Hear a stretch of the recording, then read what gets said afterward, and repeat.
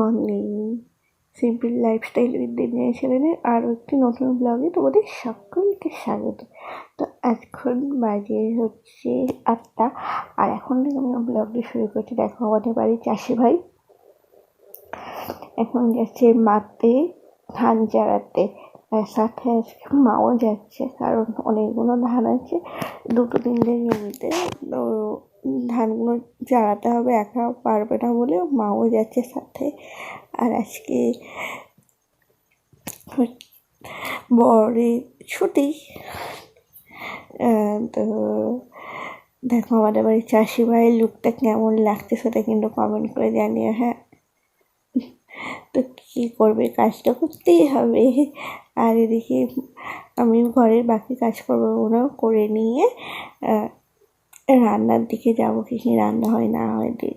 আর এখন হচ্ছে এই মাসটা ভালো করে প্রচুর কাজ, প্রচুর মানে নিঃশ্বাস ফেলা যায়, প্রচুর কাজ। মা সারাদিন ধরে আলু কাটছে, এবারে এই যে আলু বসাবো, সেই আলুগুলো কাটছে। এতগুলো আলু কাটাও হয়ে যাচ্ছে, মা বন্ধুগুলো মিলে কাটছে, আমি কাটছি কিন্তু অল্প।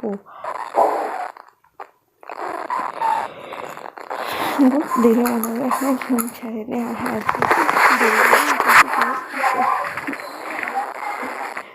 এই সকালটা চোখটা ঠিকঠাক ভালো ছিল না বলে একটু দেরি করে উঠেছিলাম। তো চা খাই, ওদিকে বসে দিয়েছি ডাল সিদ্ধ।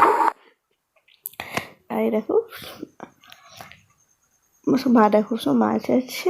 তো আজকে যেহেতু চাষের জমিতে অনেক কাজ আছে, আবার আলুও কাটতে হবে, তাই জন্য একদম সিম্পল রান্না হবে। আমরা দিয়ে ডাল, আর মা বললো যে পেঁয়াজ দিয়ে আলু দিয়ে এই চিংড়ি মাছ দিয়ে ওই বাটা চিংড়ি মাছের তরকারি করতে।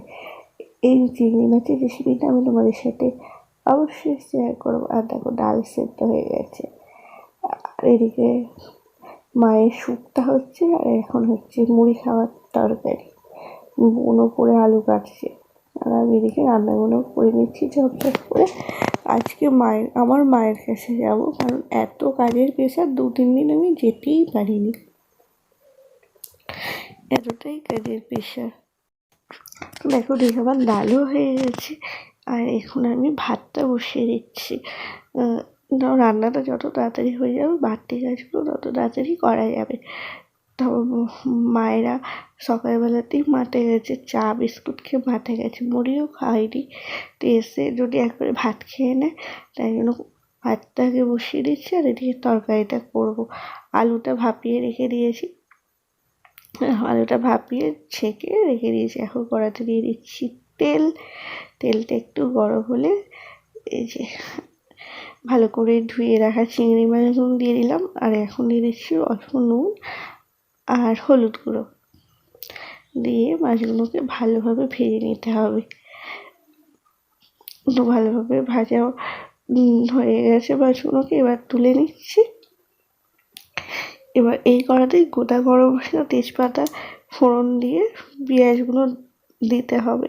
কিন্তু গোটা গরম মশলা তেজপাতা মানে বাপি 2 দিন দোকান যায়নি মাঠে কাজ নিয়ে, তাই জন্য যে শেষ হয়ে গেছে, তাই আমি শুধু পেঁয়াজ আর তেজপাতা ছিল দিয়েছি। আর এখন সামান্য দিয়েছি ঘি আর টমেটো দিয়ে ভালো করে মশলাটাকে কষিয়ে নেব। এই যে পেঁয়াজটা ভালো করে কষা হয়ে গেছে, পেঁয়াজ আর টমেটোটা একটু ভাজা ভাজা হয়ে গেছে। এখন দিয়ে দিচ্ছি আদা রসুন আর গোটা জিরে বাটা। দেখো এবার গুঁড়ো মশলাগুলো এক এক করে দিয়ে দিচ্ছি। হলুদ গুঁড়ো, লঙ্কা গুঁড়ো, সামান্য স্বাদ মতো মিষ্টি আর ধনে গুঁড়ো। যেহেতু গোটা জিরে আমি বেটে দিয়েছি, তাই ধনে গুঁড়ো দিয়েছি।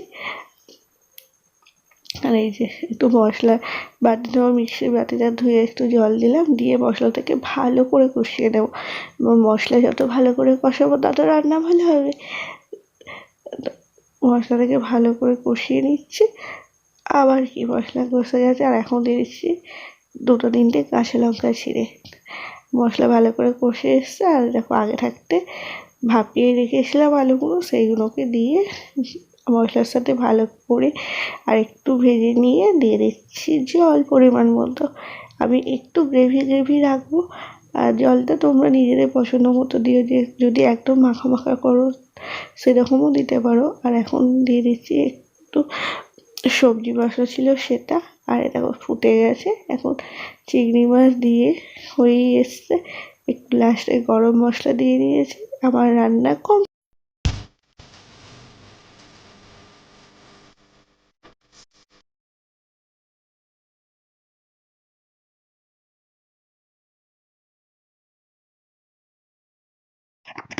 তো ঠিক আমার রান্না কমপ্লিট হয়ে গেছে। আর হাতে কেচে নিলাম কিছু, কারণ মেশিনটা, ওয়াশিং মেশিনটা এমন জায়গায় রাখা আছে আর চারিদিকে আলু দিয়ে রাখা আছে বলে অসুবিধা হবে বার করতে, ওই জন্য হাতে দুটো জামাও কেচে দিলাম। আর আকাশের ওয়েদারটা দেখো কি সুন্দর, রোদ বেরিয়েছে, শীতের রোদ, খুব সুন্দর লাগছে। আর ঘরের অবস্থাটা একদমই অগোছালো, এখন ঘরটা গুছাবো। আর বোনকে মুড়ি দিলাম, ও মুড়ি খাচ্ছে। আর আমি ভাবছি মায়েরা যদি চলে আসে তাহলে একসাথেই খাবো। দেখো এখানে বারান্দায় পর্যন্ত আলু, এই চাষের গাছটার নাম, এটা পর্যন্ত ঘর ধরে অবস্থা খুবই শোচনীয়। প্লিজ তোমরা কিছু মনে করো না, চাষি বাড়ির যাদের চাষবাস আছে তারা তো ব্যাপারটা বুঝতেই পারবে এই সময় কি পরিমাণে খাটুনি। ধান তোলা, আলু বসানো, যাচ্ছে তাই খাটুনি। তো এখন গুছিয়ে দিচ্ছি, বিছানাটা গুছিয়ে নিয়ে ঘরটাগুলো ঝাঁট দেবো। ঘরটা ঝাঁট দিয়ে তারপর দেখি মায়েরা না এলে, তা ভাবছি চানটা করে নেব। মায়েরা এসে গেলে তো মায়েরা খেতে দেবো, আর না হলে আমি চানটা করে নেব। তো দেখা যাক কী করি। ওই তোমার সাথে কথা বলতে বলতে আমার বিছানাটা মোটামুটি কিছু না কমপ্লিট হয়ে গেছে।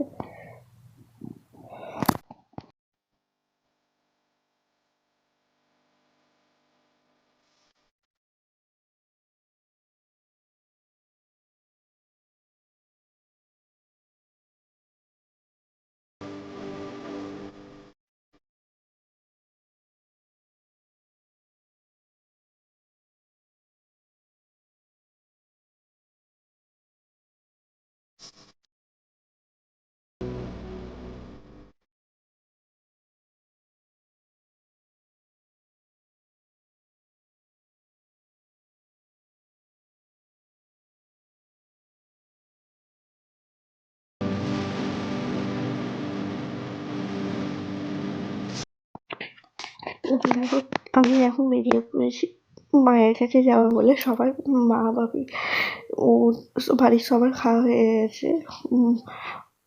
এখন বাজে 12:30, পৌনে 1টা বাজে। যেতে একটু দেরি হয়ে যাচ্ছে। তো দেখো আমি আবার বসে যাচ্ছি মায়ের কাছে। আর এই যে এই ঘরে আলোটা জ্বেলে দিলাম, বর একটু এই ঘরে বসবো, একটু রেস্ট নিই। আর আমি ওদিকে মায়ের কাছে যাই। মাকে দুদিন দেখিনি, মনটা খুব খারাপ খারাপ লাগছে। এবারে বিছানাটা ঠিক করবো, চাদরগুলো চেঞ্জ করবো। এখন বাপি মায়ের চুলগুলোকে ভালো করে আঁচড়ে দিচ্ছে। আর এই যে আমার মা, দুদিন দেখিনি, আমার জন্য মনে হচ্ছে কতদিন দেখিনি আমার মাকে। তো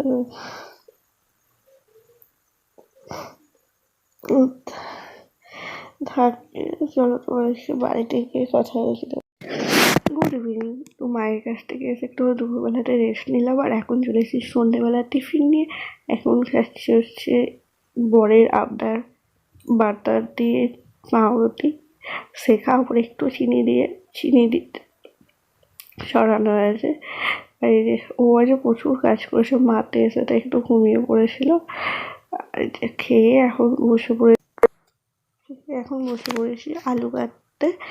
আর সবাই মিলে আলুগুলোকে কেটে উদ্ধার করতে হবে, একা একা তো সম্ভব না। মা প্রচুর আলু কাটছে, মাই বেশি আলু কাটছে। আমি এই সন্ধ্যেবেলাটা ফাঁকা আছে, এখন আমি বসে যতগুলো পারছি কেটে দিই।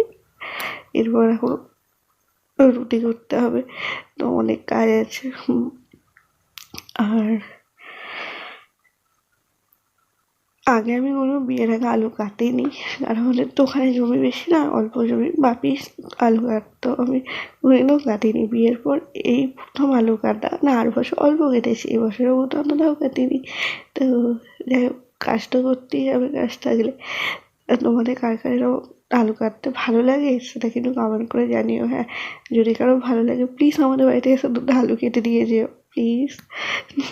তো চলো আজ এই ব্লগটা আমি এখানেই শেষ করছি। যদি তোমাদের আমাকে ভালো লাগে তাহলে প্লিজ প্লিজ প্লিজ লাইক করো, শেয়ার করো, কমেন্ট করো, আর আমার চ্যানেলটিকে অবশ্যই সাবস্ক্রাইব করো। আবারও দেখা হচ্ছে তোমার সাথে নতুন কোনো ভিডিওতে। তাদের হয়ে যাও টাটা, তোমরা সবাই সুস্থ থেকো, ভালো থেকো। তো টাটা।